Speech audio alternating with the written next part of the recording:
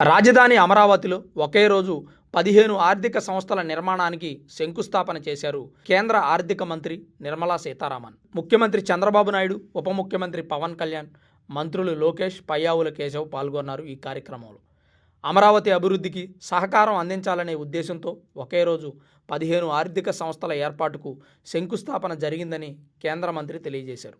ఇలా జరగడం దేశంలో ఇదే మొదటిసారి. అమరావతి లాంటి భవిష్యత్తు రాజధానికి ప్రణాళిక రూపొందిస్తున్నప్పుడు దానికి ఒక ఫైనాన్షియల్ బ్యాంకింగ్ ఏర్పాటు చేయడం ఎంతో అవసరం. అందులో భాగంగానే ప్రభుత్వ రంగ బ్యాంకులు, బీమా కంపెనీలు ఇక్కడ కొలువు తీరబోతున్నాయని ఆర్థిక మంత్రి తెలియజేశారు.